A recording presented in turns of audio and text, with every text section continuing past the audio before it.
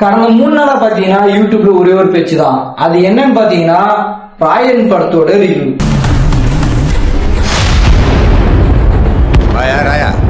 என்னடா அந்த படத்துல இருக்குன்னு சொல்லிட்டு படம் பார்க்க நானும் கிளம்பிட்டேன். இந்த படத்தை உருவாக்குறது ஒரு சல்யூட் வைக்கிறேன். ஏன்னா படம் உண்மையும் நல்லா இருந்துச்சு. அவங்களோட எடிட்டிங்கும் சரி, மியூசிக்கும் சரி, முக்கியமா சொல்ல போனா தனுஷோட ஆக்டிங்கும் சரி நல்லா தான் இருந்துச்சு. அதோட தனுஷ் இந்த படத்தை வந்துட்டு டைரக்டும் பண்ணியிருக்காரு. அவருக்கு வந்துட்டு ஒரு அப்ரிசியேட். ஏன்னா படம் உண்மையில் நல்லா இருந்துச்சு. அதோட இந்த படத்துக்கு வந்துட்டு ரொம்ப முக்கியமான ஒரு பெரிய பில்லர்னா அது நம்ம ஏஆர் தலைவர் தான். ஏன்னா நம்ம தலைவனாலே இந்த படம் வந்துட்டு ரொம்ப ஃபேமஸ் ஆச்சு. காரணம் அந்த ஒரே ஒரு லைன் தான், உசிரே நீதான்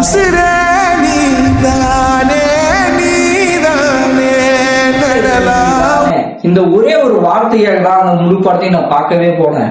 ஏன்னா அந்த படத்துல வந்துட்டு அவ்வளவு சீன் வரும்போதும் அந்த பேக்ரவுண்ட் மியூசிக்கும் சரி, அந்த மியூசிக்கும் சரி, அந்த படத்தோட ஹைப் பண்ணி விட்டுருச்சு.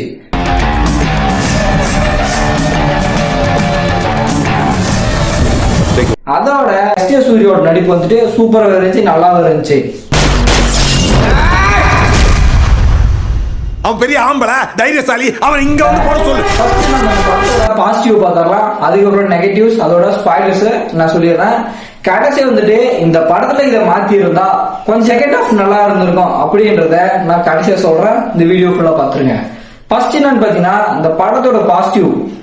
அது என்னன்னு பாத்தீங்கன்னா இந்த படத்தோட ஃபர்ஸ்ட் ஹாஃப் வந்துட்டு சூப்பரா இருந்துச்சு, மிரட்டி விட்டுட்டாரு. அதோட அந்த அனந்த மீ 3 பேர் இருந்தாங்க இல்லையா, அப்படியே பூஸ்ட் ரொம்ப இருந்துச்சு. அதோட அந்த ஃபைட் சீன்லயும் கூட ஃபைட் சீன் எல்லாம் இவங்க சும்மா மிரட்டி விட்டுட்டு இருந்தாங்க. இந்த படத்துல வந்துட்டு தனுஷ் ரொம்பவே நல்லா நடிச்சிருந்தாரு. அதோட ஏஆர் ரஹ்மான் என் தலைவனோட சாங், மியூசிக் எல்லாமே வந்துட்டு பட்டே கிளப்பிட்டாரு.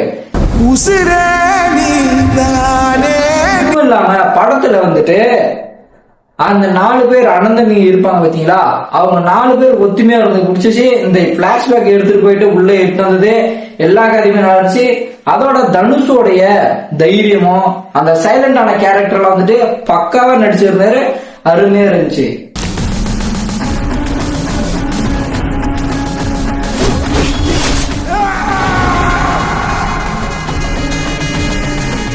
சரி, இந்த படத்துடைய நெகட்டிவ் என்னன்னு பாத்தீங்கன்னா நம்ம தலைவன் எப்ப பார்த்தாலும் பீஸ்ட் படத்துல வந்த மாதிரி இங்கேயும் வந்துட்டு அவன் வர்ற போறான், சும்மா பேயாட்ட ஆட போறான்ற மாதிரி உசுபேத்தி அங்கங்க கொஞ்சம் பிளாப்பர் பண்ணி விட்டார்.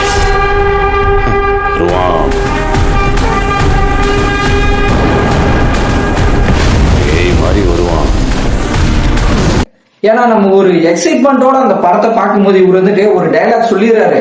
சொன்ன பின்னாடி பார்த்தீங்கன்னா அப்ப மொக்கையாயிருது. பெருத்தான மிருகம் சிங்கம் புலிலாம் தான், ஆனா ஆபத்தான மிருகம் ஓநாய்.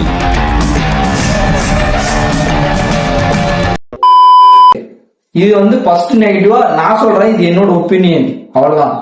ரெண்டாவது பாயிண்ட் என்னன்னு பாத்தீங்கன்னா, எப்படி ஃபர்ஸ்ட் ஹாஃப் கொஞ்சம் சும்மா பூஸ் பம்பா இருந்துச்சு, கையெல்லாம் புல்லு அடிச்ச மாதிரி ஆயிடுச்சு. ஆனா செகண்ட் ஹாஃப் பாத்தீங்கன்னா அப்படியே தலையில என்னடா அப்படி சொல்றேன்னு பாருங்க. செகண்ட் ஹாஃப் வந்துட்டு எனக்கு சுத்தமா பிடிக்கல, எப்படா போவோம் அப்படின்னு ஆயிடுச்சு. அடுத்த முறையாவது செகண்ட் ஹாஃபையும் நல்லா எடுங்க சார். ஃபர்ஸ்ட் ஹாஃப்ல அனந்தமிங்க எல்லாம் ஒன்னா இருந்து எனக்கு பிடிச்சிருந்துச்சு, நல்லாவும் இருந்துச்சு. அதே செகண்ட் ஹாஃப்ல தம்பிங்க தான் தனுஷ குத்தனான்னு காட்டினாரு பாத்தீங்களா. போய் என்ன சொன்ன, டப்புன்னு கேஸ வாபஸ் வாங்கிட்டான். அங்கேயே மனசு ஒடிஞ்சிட்டேன். அதுதான் எனக்கு ரொம்ப பெரிய வலியா இருந்துச்சு. படம் பார்க்கும்போது சரி இந்த படத்தை பார்க்க நான் டக்குன்னு கிளம்பிடலாம் அப்படின்னு தோண ஆரம்பிச்சிருச்சு. அவனை சொல்லி நிறுத்துங்களா, அவன் நிறுத்துற அந்த லூசுக்கு மட்டும் வந்துட்டே இருக்கான்.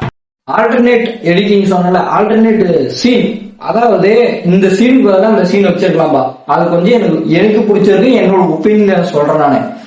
அது என்னன்னு பாத்தீங்கன்னா இந்த அனந்தமி 2 பேரும் சேர்ந்துட்டு தனுஷ குத்துனாங்க பாத்தீங்களா, குத்திட்டாங்க. இத குத்துறதுக்கு வேற யாரோ வச்சுட்டு இவங்க அவனை காப்பாத்த வராம வச்சிருந்தா எனக்கு கொஞ்சம் பிடிச்சிருக்கும். என்னென்ன சொல்றான் பாருங்க, கம்பி கட்டுற கதையெல்லாம் எடுத்து போடுறாங்க.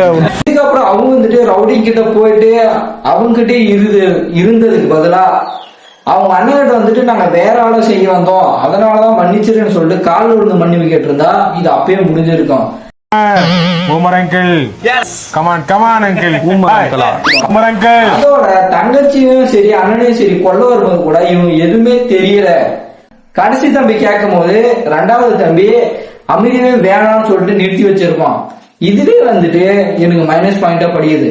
ஏன்னா இவங்க ரெண்டு பேரும் ஒரு வேளை போய் அவங்க கிட்ட பேசி இருந்தா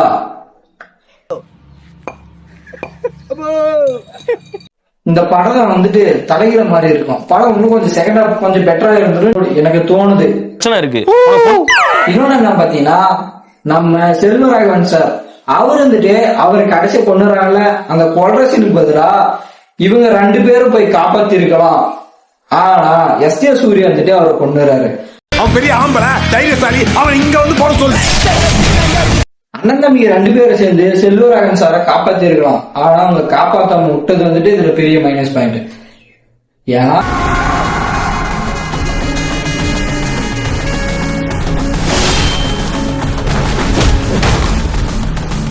டைலாக் சொல்றதுக்கு ஆளே இல்லாம மாட்டேன் கடைசி ஃபைட்ல.